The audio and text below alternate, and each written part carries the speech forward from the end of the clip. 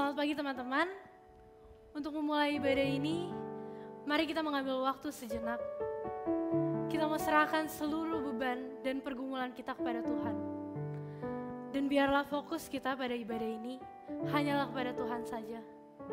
Mari kita ambil waktu ini untuk bersaat teduh sejenak.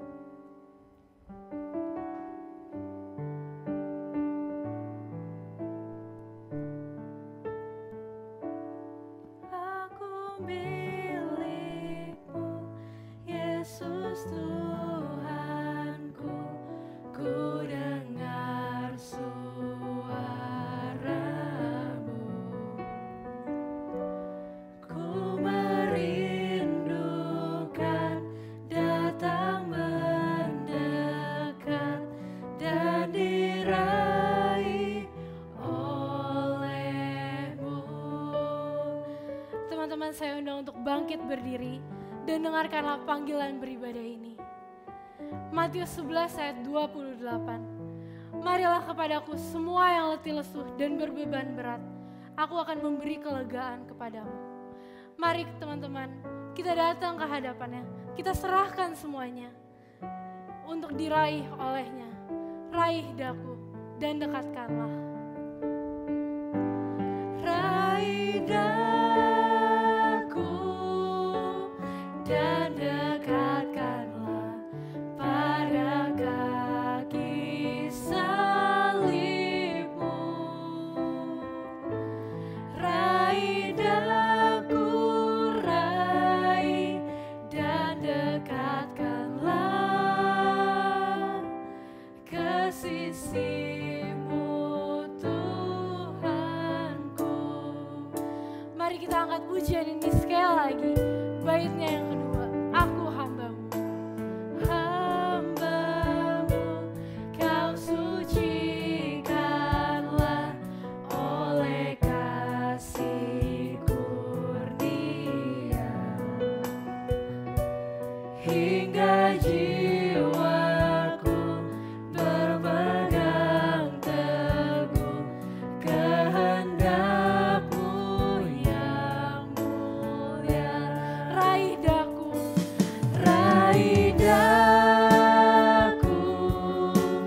dan dekatkanlah pada kaki salibmu.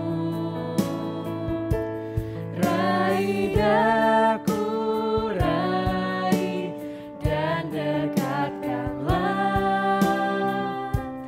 ke sisimu Tuhanku. Sekali lagi, raih daku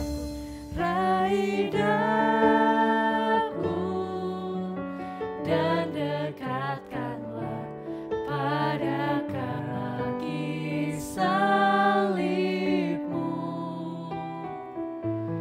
Raih daku, raih dan dekatkanlah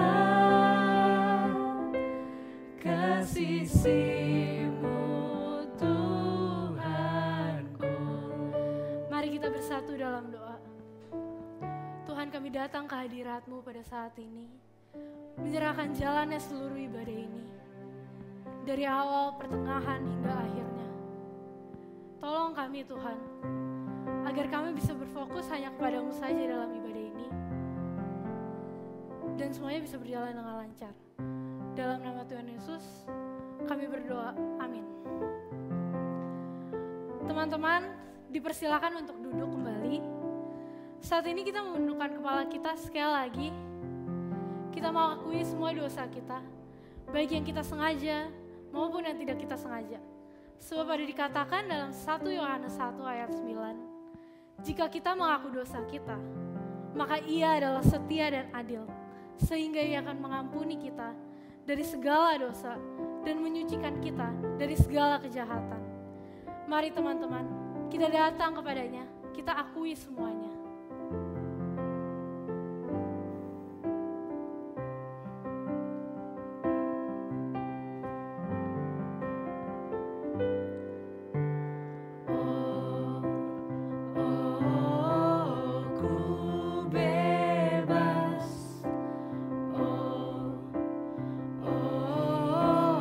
Ku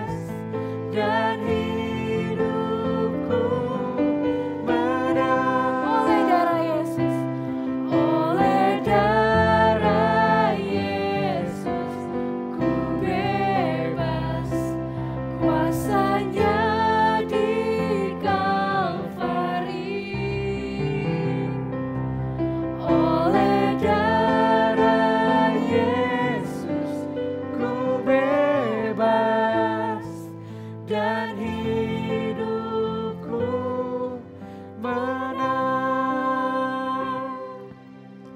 Teman-teman, saya undang untuk bangkit berdiri dan dengarkanlah berita anugerah ini. Yohanes 3 ayat 16, karena begitu besar kasih Allah akan dunia ini, sehingga Ia mengaruniakan anak yang tunggal, supaya setiap orang yang percaya tidak binasa, melainkan beroleh hidup yang kekal. Benar teman-teman, Tuhan kita lah yang layak kita sembah, dan Dialah yang layak kita tinggikan. Mari kita tinggikan Dia dengan segenap hati kita, karena Dialah yang terbesar dan mulia. Kau terbesar dan mulia.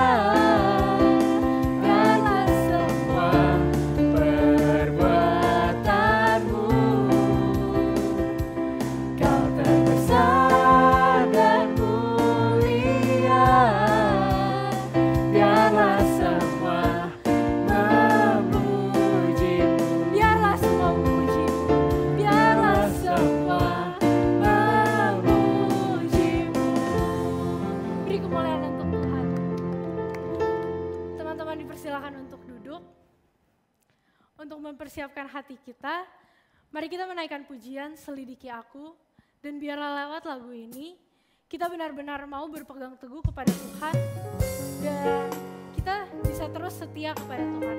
Selidiki Aku.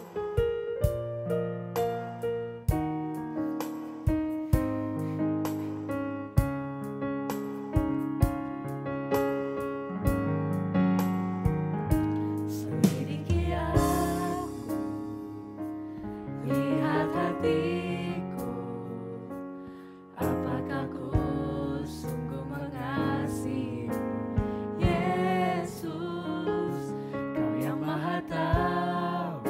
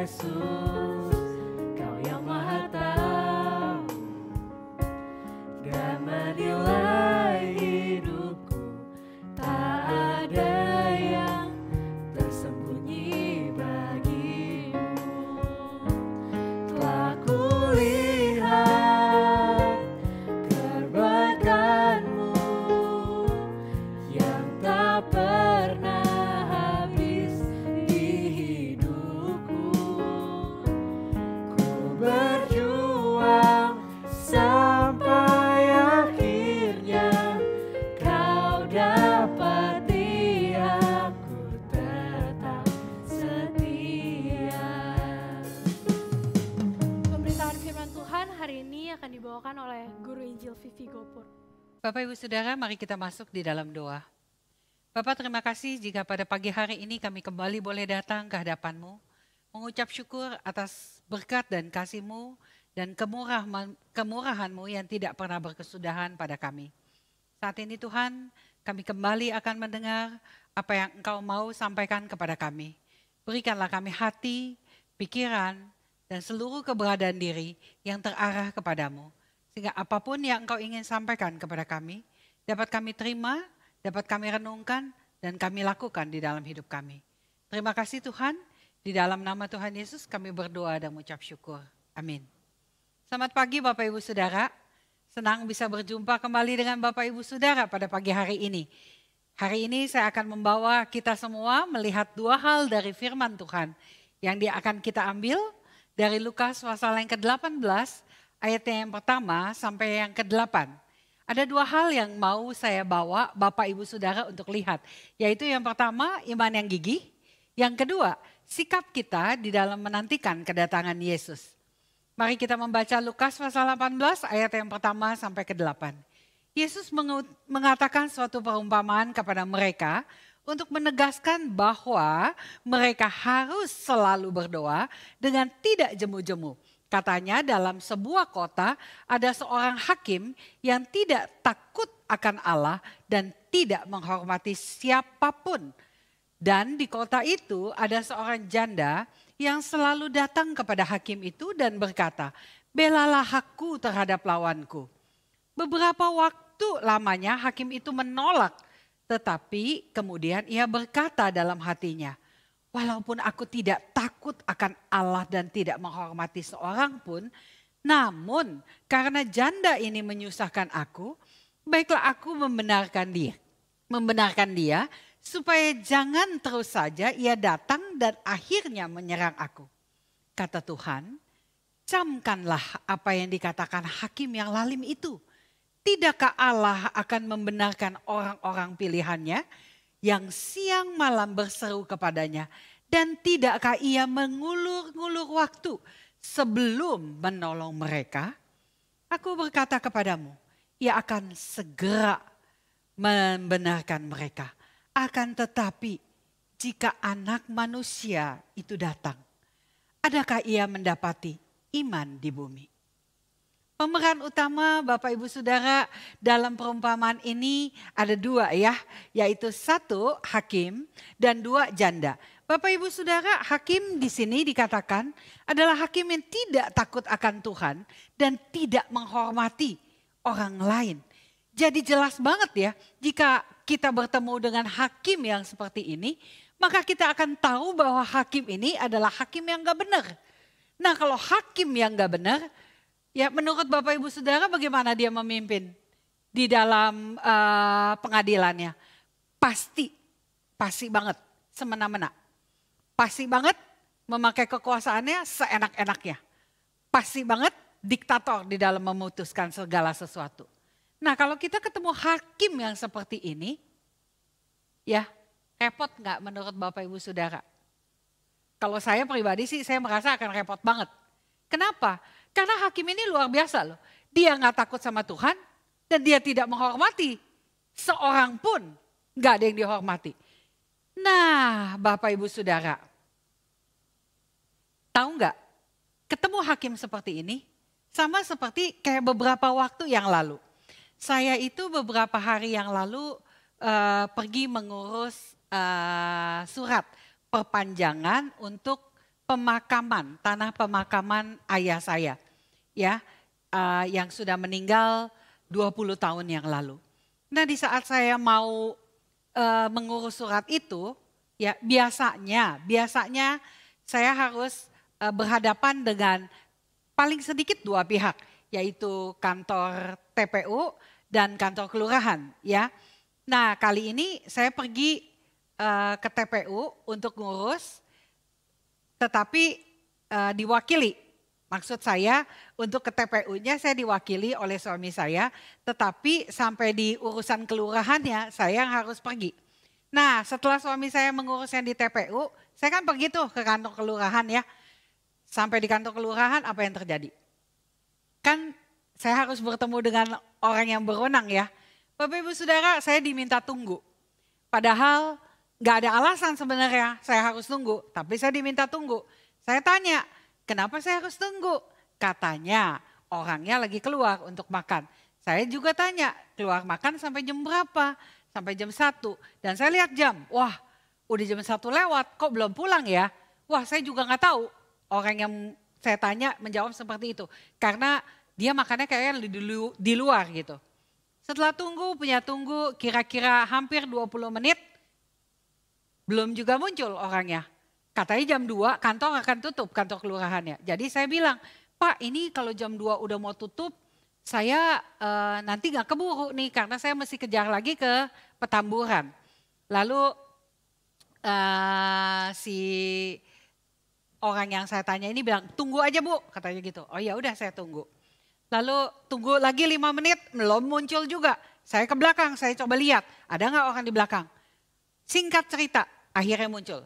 Waktu muncul saya ditanya mau apa. Saya bilang saya mau mengembalikan berkas untuk diisi kembali. Lalu saya minta perintannya untuk saya bawa kembali ke kantor TPU. Dengan sikap yang tidak menyenangkan, dengan muka yang sangat judes dan tidak menyenangkan, saya dijawab. Mana? Sini. Wah, saya jadi gak nyaman banget. Tapi pada akhirnya perlakuan yang saya terima tidak menyurutkan niat hati saya ya.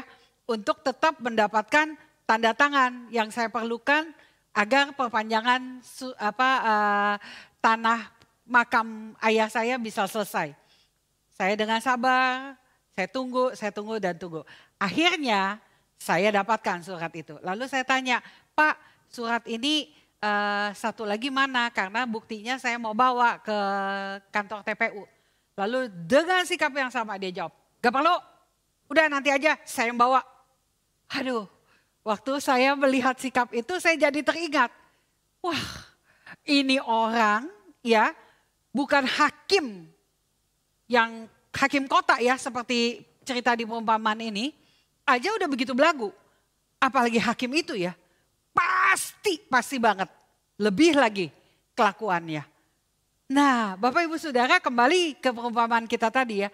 Janda miskin di nats yang kita baca tadi harus berhadapan dengan hakim yang seperti ini. Bapak Ibu Saudara bisa bayangin dong. Udah janda, miskin lagi. Janda aja udah derajatnya turun ya. Karena gak ada suami yang melindungi, gak ada suami yang membela, gak ada orang yang melingkupi dia, gak ada. Lalu miskin. Bapak Ibu Saudara, saya pikir-pikir kalau dia kaya mendingan kali ya. Gak bilang bahwa orang kaya pasti dihormati, enggak. Tapi paling enggak kalau orang kaya pasti lebih gimana gitu ya. Ini menurut saya loh ya. Nah janda ini harus berhubungan dengan hakim yang seperti ini. Apa yang dia minta Bapak Ibu Saudara? Jelas dikatakan di situ dia minta keadilan. Keadilan yang seperti apa? Nah di sini gak dijelaskan ya, di nats ini gak dijelaskan keadilan yang seperti apa yang dia minta. Cuman sekali lagi saya bayang-bayang nih ya, mungkin dia punya sedikit harta atau sedikit apalah gitu ya, yang mau dijahatin orang atau mau direbut orang. Jadi itu dia pingin hal ini tidak terjadi. Untuk itu dia datang kepada hakim supaya haknya tetap menjadi miliknya. Tetapi apa yang dia dapatkan Bapak Ibu Saudara? Apa yang dia dapatkan? Saya kembali berpikir, kayaknya dia dapatkan seperti saya kali ya.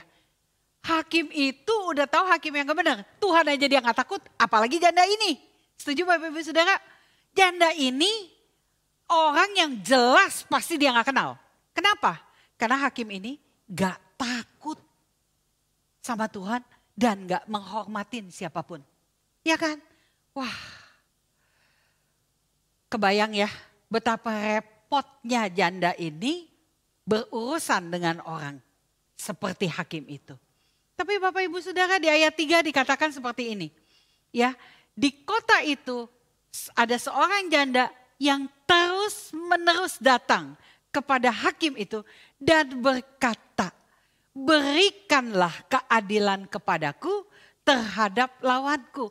Bapak Ibu Saudara, di sini dapat kita lihat, saya nggak nyerah untuk dapetin surat pengantar ke TPU dari kelurahan. Karena saya tahu saya perlu itu untuk mengurus tanah pemakaman ayah saya. Janda ini juga sama.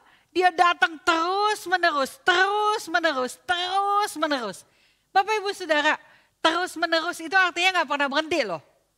Ya, melek mata ada dia, tutup mata ada dia, jalan ke sini ada dia, ya, duduk di sana ada dia, di mana-mana dia ada. Kebayang nggak? Tuh hakim jadi kayak apa? Benar nih ya, hakim itu akhirnya seperti ini nih. Ayat 4 dikatakan seperti ini. Untuk beberapa waktu lamanya, si hakim, sang hakim tidak mau menolong janda itu. Beberapa waktu lamanya. Jadi ada masa di mana hakim itu mau tuh digerecokin terus sama si janda itu. Tapi di ayat ke 4b sampai ke 5 ya, hakim itu akhirnya kayaknya udah mulai ini nih, bohot ya. Hakim itu bilang begini, hakim itu bicara dalam hatinya, aduh, meskipun aku tidak takut kepada Allah dan tidak menghormati siapapun, tetapi karena janda ini terus-menerus mengganggu diriku, aku akan memberikan keadilan kepadanya supaya ia tidak terus-menerus menyusahkan aku dengan kedatangannya. Bapak Ibu Saudara, apa yang terjadi? Wah, satu hal yang luar biasa ya. Janda itu pada akhirnya mendapatkan apa yang dia mau. Keadilannya dia dapatkan. Kenapa dia bisa dapetin itu? Karena kegigihannya. Ya, karena dia terus menerus datang kepada hakim itu. Kalau kita udah ngelihat kayak gini, ya, mari kita kembali melihat ayat yang pertama di dalam nats yang kita baca tadi. Ya, apakah yang dimaksud oleh ayat ini adalah seperti apa yang dilakukan janda tadi? Ya, kita lihat ya. Yesus mengatakan suatu perumpamaan kepada mereka untuk menegaskan bahwa mereka harus selalu berdoa dengan tidak jemu-jemu. Bapak Ibu Saudara, apakah yang dimaksud berdoa dengan tidak jemu-jemu itu sama seperti apa yang dilakukan janda tadi? Yaitu datang terus sampai pada akhirnya dia mendapatkan apa yang dia minta. Yaitu keadilan bagi diri dia. Apakah seperti itu? Apakah Tuhan kita, ya, kalau kita nggak datang terus, maka dia akan ngulur waktu untuk menjawab doa kita. Apakah Tuhan kita seperti itu? Bapak Ibu Saudara, jika kita melihat Tuhan kita adalah yang seperti itu, maka kita akan menjadi orang yang menyamakan Tuhan kita seperti hakim tadi. Ya, Tuhan yang mengulur-ngulur waktu, Tuhan yang tidak segera menjawab. Apakah itu? Seperti itukah Tuhan kita? Bapak Ibu Saudara, jelas ya, Tuhan kita itu berbeda. Berbeda daripada hakim itu. Ya, mari kita lihat ya, bukti bahwa Tuhan kita, fakta dari Tuhan kita itu tidak sama dengan hakim itu. Kita lihat dari ayat yang kedua, keempat dan ketujuh. Katanya, kata Tuhan ya, dalam sebuah kota ada seorang hakim yang tidak takut akan Allah dan tidak menghormati seorang pun. Beberapa waktu lamanya hakim itu menolak permintaan janda itu.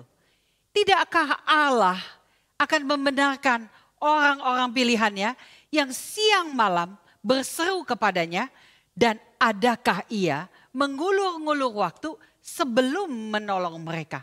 Bapak Ibu Saudara, jika kita dengan teliti membaca ketiga ayat ini, maka kita jelas akan mendapatkan bahwa fakta Tuhan kita itu tidak sama dengan hakim itu. Yang pertama kita lihat, hakim itu tidak takut akan Tuhan. Yang kedua, Hakim itu tidak menghormati seorang pun. Jika ia tidak menghormati seorang pun, seperti yang tadi saya katakan, maka jelaslah ia tidak mengenal siapa janda yang datang kepadanya itu. Yang ketiga, hakim itu mengulur-ngulur waktu untuk menjawab apa yang diminta oleh janda itu. Bagaimana dengan Tuhan kita? Ini faktanya yang dari ketiga ayat yang kita baca tadi. Tuhan kita mengenal orang pilihannya, yaitu anaknya. Yang kedua, Tuhan kita tidak mengulur-ngulur waktu untuk menolong anaknya. Jika ia mengulur-ngulur waktu, maka dia tidak akan beda dengan hakim tadi. Tetapi Tuhan kita tidak seperti itu. Ia tidak mengulur-ngulur waktu di dalam menolong anaknya. Untuk itu, Bapak Ibu Saudara, kita tidak perlu datang bertubi-tubi, cecer-cecer Tuhan untuk menjawab doa kita. Nggak perlu. Kenapa? Karena Tuhan kita punya waktunya sendiri untuk menjawab apa yang menjadi doa kita. Dia punya waktu dan kehendaknya di dalam menjawab doa kita. Kenapa Bapak Ibu Saudara? Ia seperti itu. Karena ia mengenal orang pilihannya. Karena ia mengenal anak-anaknya. Jadi dia jelas tahu apa yang menjadi kebutuhan anaknya. Untuk itulah dia tidak perlu mengulur-ngulur waktu di dalam menjawab kita punya kebutuhan. Dia tidak perlu mengulur-ngulur waktu untuk menolong kita. Enggak perlu. Bapak Ibu Saudara, inilah fakta. Fakta dari perumpamaan yang kita pelajari pada hari ini. Ya, kita mempunyai Allah yang mengenal kita. Kita yang mempunyai Allah yang tidak perlu mengulur-ngulur waktu di dalam menolong kita. Karena ia mempunyai waktu dan kehendak yang tepat bagi anak-anaknya. Waktunya tidak pernah terlambat, waktunya juga tidak pernah lebih cepat. Bapak Ibu Saudara, jadi dari perumpamaan hakim yang tidak benar ini atau hakim yang lalim ini, kita sudah belajar bahwa Tuhan kita adalah Tuhan yang selalu menjawab doa kita tepat pada waktunya. Dan dia tidak menjawab doa kita karena kuantitas kita berdoa. Ya, jadi yang saya maksud kuantitas itu, kita nggak perlu cecer-cecer dia, datang bertubi-tubi pada dia. Untuk dia meminta dia menjawab doa kita, nggak perlu. Kita cukup datang kepada dia dengan ketulusan hati, kesungguhan hati. Dia pasti mendengar doa kita. Dia pasti menjawab doa kita sesuai dengan waktu dan rencananya. Namun Bapak Ibu Saudara, hari ini tadi saya bilang, saya mau mengajak Bapak Ibu Saudara melihat dua hal. Ya, yaitu apa? Iman yang gigih dan sikap menantikan kedatangan Yesus. Jadi mari kita kembali kepada dua hal tersebut. Bapak Ibu Saudara, iman yang gigih itu iman yang seperti apa? Iman yang gigih itu adalah iman yang tidak tergoyahkan oleh semua tantangan hidup yang kita hadapi. Iman yang gigih adalah iman yang tidak tergoyahkan oleh semua tantangan hidup yang kita hadapi. Bapak Ibu Saudara, di dalam hidup kita tantangan, rintangan, penderitaan tidak pernah berhenti. Pasti akan kita temui. Kalau kita tergoyahkan, apa yang terjadi? Pasti kita akan jatuh dan tergeletak. Untuk itu, mari kita tidak jatuh dan tergeletak.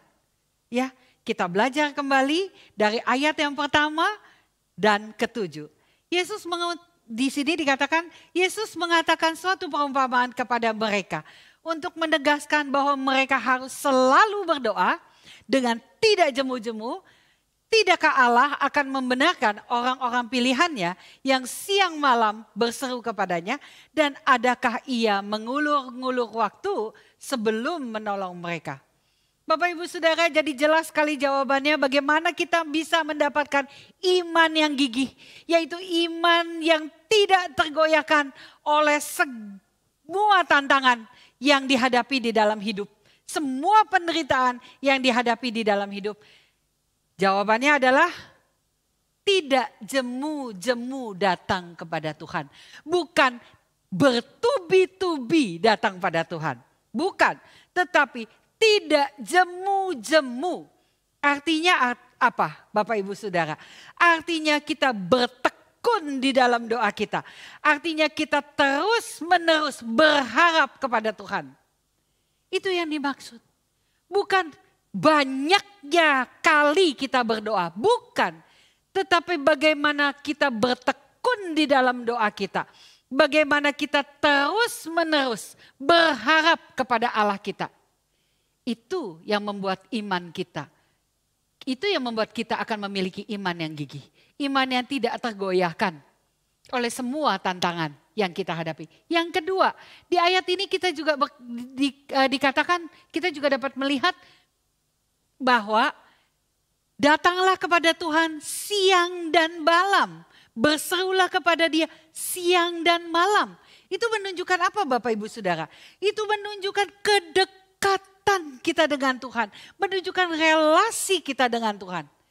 Bapak Ibu Saudara, kita tidak perlu bertubi-tubi berdoa. Bertubi-tubi kita cecer-cecer Tuhan untuk jawab doa kita. Tidak perlu. Karena yang Tuhan mau untuk kita memiliki iman yang gigih. Iman yang tidak tergoyahkan itu adalah apa? Relasi kita dengan Dia dekat. Relasi kita dengan Dia akrab. Bapak Ibu Saudara, yang ketiga kita lihat. Apa yang masih kita miliki untuk kita tetap mempunyai iman yang gigih. Iman yang tidak tergoyahkan oleh semua tantangan hidup kita. Yang ketiga kita lihat. Di ayat yang pertama dikatakan selalu berdoa. Bapak Ibu Saudara, kata selalu itu menunjukkan kesetiaan kita di dalam mengikut Tuhan. Selalu artinya apapun yang terjadi, aku akan tetap berdoa. Apapun yang terjadi, aku akan tetap berdoa. Itu yang dimaksud dengan kata selalu Bapak Ibu Saudara. Jadi tantangan, rintangan, halangan, penderitaan bukanlah hal yang akhirnya membuat kita tidak selalu berdoa. Bapak Ibu Saudara, 3 hal yang kita perlukan untuk memiliki iman yang gigih. Iman yang tidak tergoyahkan oleh tantangan, semua tantangan di dalam hidup kita. Semua tidak terkecuali di dalam hidup kita. Yaitu apa?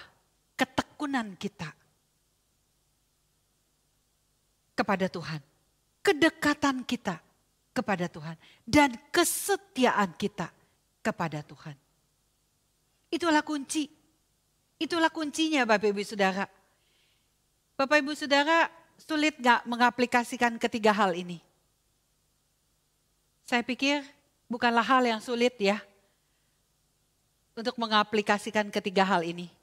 Kenapa? Karena janda tadi sudah menunjukkan kepada kita bagaimana ia dengan gigih tidak berhenti.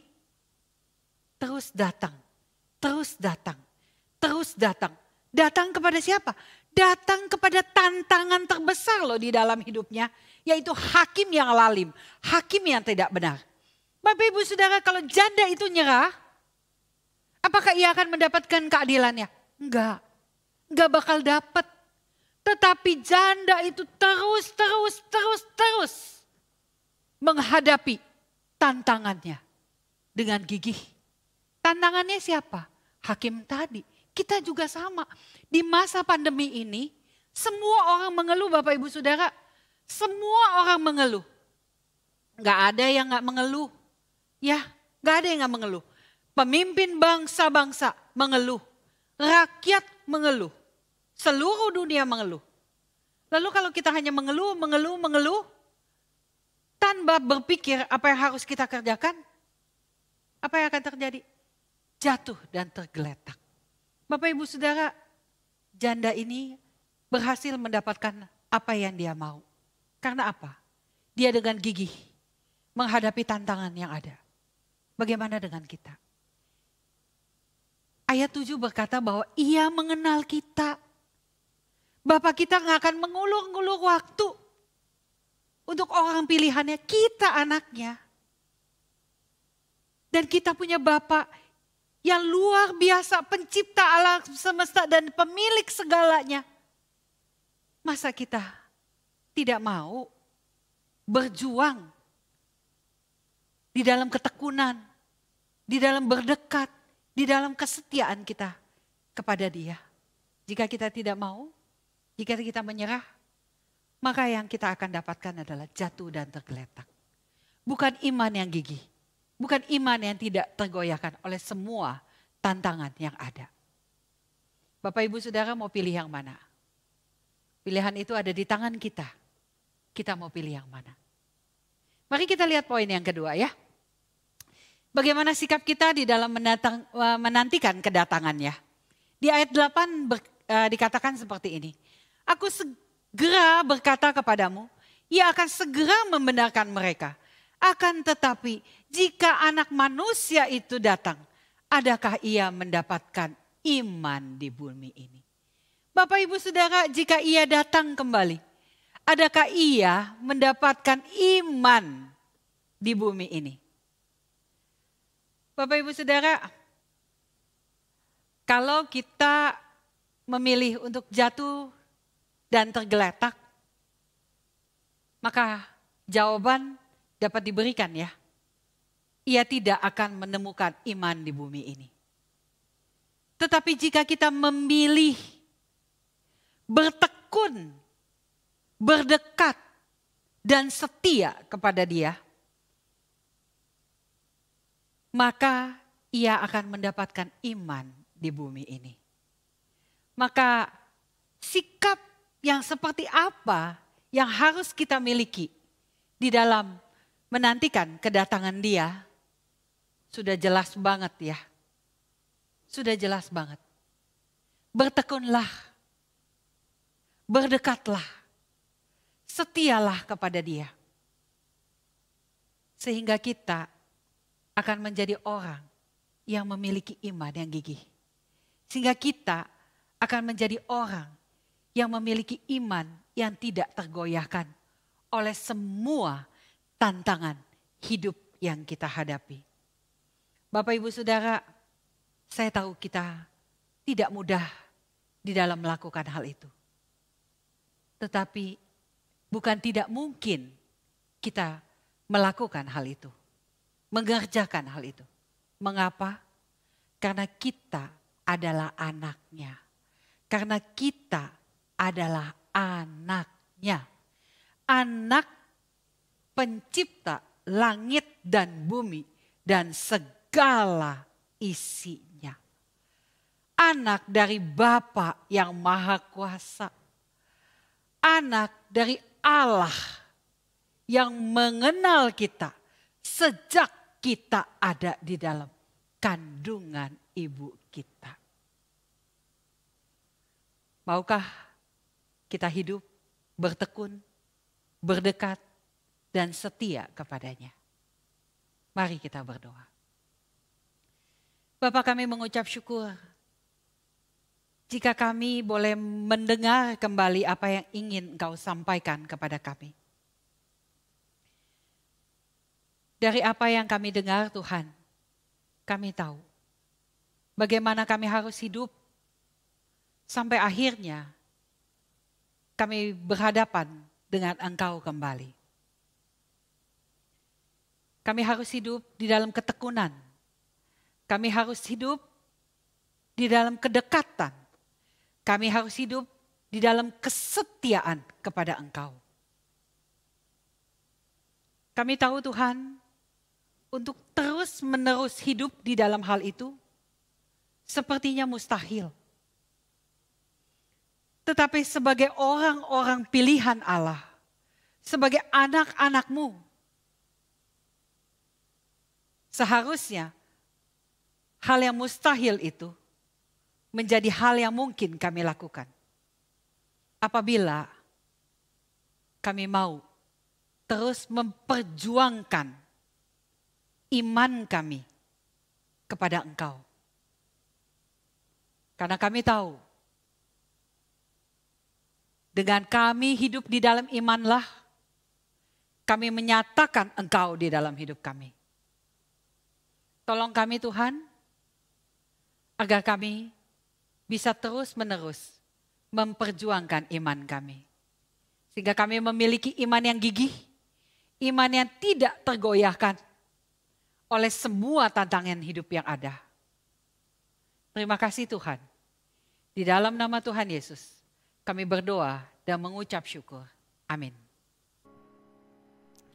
Terima kasih Guru Injil Vivi Gopur untuk pemberitaan firman-Nya. Saat ini telah tiba waktunya untuk kita memberikan persembahan. Persembahan dapat dilakukan dengan transfer ke nomor rekening yang telah ditulis atau bisa juga dititipkan ke orang tua kita. Teman-teman boleh bangkit berdiri. Saat ini kita mau mengangkat satu pokok doa. Kita mau berdoa buat teman-teman kita yang baru saja lulus sekolah dan akan masuk kuliah pada tahun ini. Kita mau berdoa supaya teman-teman kita dapat beradaptasi dengan baik dan kiranya walaupun mereka belajar lewat online, tetap bisa belajar secara efektif. Mari kita berdoa. Tuhan, sungguh kami bersyukur Tuhan kalau kami boleh mengikuti online learning ini Tuhan di masa-masa new normal ini. Kiranya Tuhan yang pimpin kami agar kami tetap bisa fokus dalam online learning ini dan kiranya kami bisa menyesuaikan diri dalam online learning ini. Terima kasih Tuhan, hanya dalam nama Tuhan Yesus kami sudah berdoa ucap syukur. Haleluya, amin. Saat ini dengan sikap yang hormat, mari kita mengakui iman kita dengan pengakuan iman rasuli. Aku percaya kepada Allah, Bapa yang Maha Kuasa, Khalik langit dan bumi, dan kepada Yesus Kristus anaknya yang tunggal Tuhan kita, yang dikandung dari Roh Kudus, lahir dari anak darah Maria, yang menderita sengsara di bawah pemerintahan Pontius Pilatus, disalibkan, mati dan dikuburkan, turun ke dalam kerajaan maut. Pada hari yang ketiga bangkit pula dari orang-orang mati, naik ke surga, duduk sebelah kanan Allah, Bapa yang Maha Kuasa. Dan dari sana ia akan datang untuk menghakimi orang hidup dan yang mati. Aku percaya kepada Roh Kudus, gereja yang kudus dan am, persekutuan orang kudus, pengampunan dosa, kebangkitan tubuh dan hidup yang kekal. Amin. Roma 11 ayat 36. Sebab segala sesuatu adalah dari Dia, oleh Dia, dan kepada Dia. Bagi Dialah kemuliaan sampai selama-lamanya. Mari kita kembalikan segala puji, hormat, dan syukur kita kepada Tuhan. Segala pujian syukur bagi. Segala pujian syukur bagimu. Kau hadir dalam hidupku. Kini ku datang sujud di hadapanmu, memujimu, menyembahmu.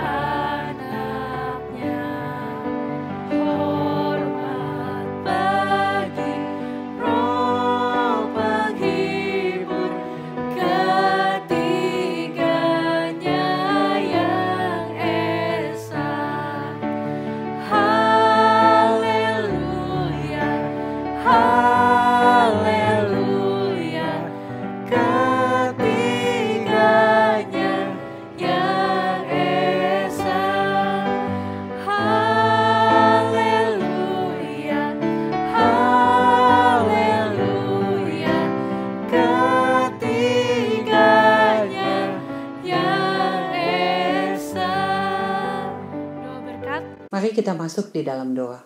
Tuhan, terima kasih karena kami boleh belajar tentang satu hal yang penting di dalam hidup kami, yaitu sikap kami di dalam menantikan kedatangan Tuhan.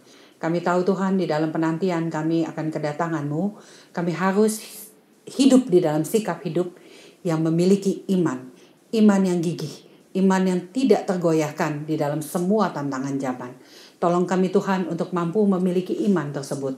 Untuk itu mari teman-teman kita pulang dengan membawa berkat daripada Tuhan.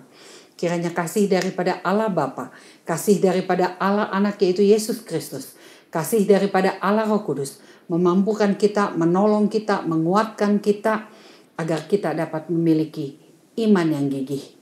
Mulai dari sekarang sampai selama-lamanya. Amin. Bapak terima kasih.